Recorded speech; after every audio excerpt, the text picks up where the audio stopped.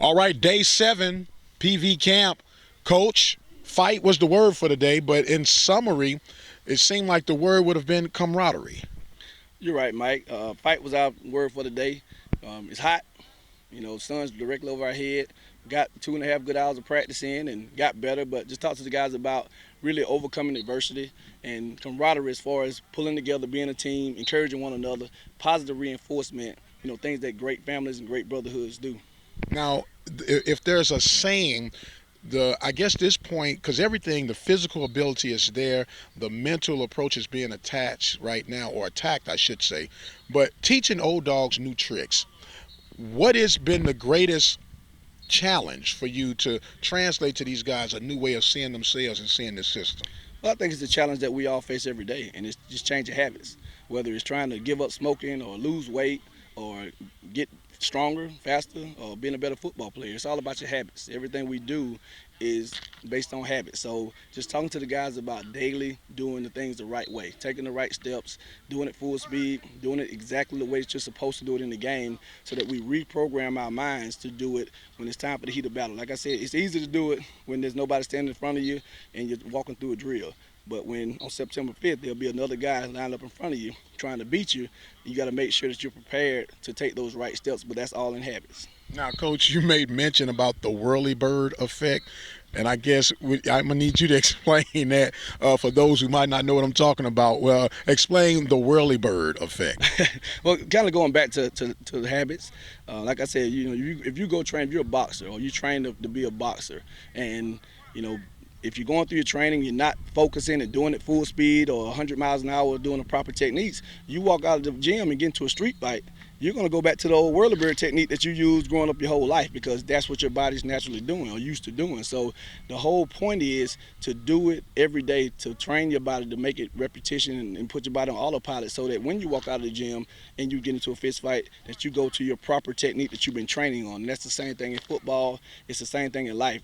Train yourself to be ready to handle those adverse moments by doing things right in practice and simulations. And when it's time to do it in real time, that your body's on autopilot and you know how to do it. Okay, now day 2 with full pads. The offense looking a little bit more crisp right now. How do you assess your development at this stage? Well, that's football. One day the offense is going to be gelling and making some plays. The next day it's going to be the defense. So I fully expect our defense to respond tomorrow, to come out and make it tough for the offense. Of course, we're still in our installation phase where, based on what Coach Street and the defense is putting in, what we're putting in offensively may be better for those situations. So, I know better than to get a false sense of confidence knowing that we're hitting some plays and making some plays, because we're trying to see specific things on our side. They're trying to see specific things on their side, and so we'll know the true test on Saturday when we get ready to put it all together for a scrimmage. Now, Coach, I know you've been here and you've been reinforcing to the guys, and I've even given you a hard time about it.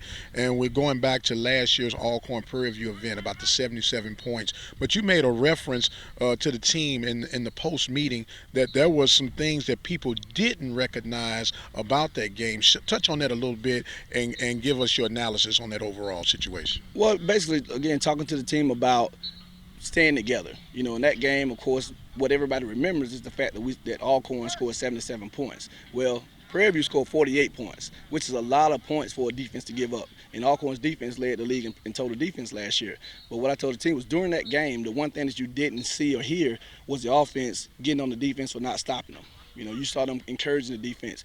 It's okay, we're going to get them. If you don't stop them, we'll score. You saw the defense saying, we're going to get them offense. We'll get going. Y'all just keep doing what you're doing, because they had come together as a team, and they didn't let adversity strike them. The defense had a hard time stopping Prairie View's offense, and the offense was scoring, of course, but at the same time, I referenced Grambling. The offense was down 21-0, and same type of situation where the team didn't fall apart. So just talking to these guys about, in the face of adversity, whether it be football or in life, always stay together, always stay the course, keep your eyes set on the goals, and never let your situation dictate your actions in a negative manner. All right, today's word was fight. Coach Simmons and the Panthers are getting ready for the big fight starting on September the 5th, 2015 in the 31st Annual Labor Day Classic. They're going to sign off for right now. Thanks so much for tuning in, and we'll see you on the other side.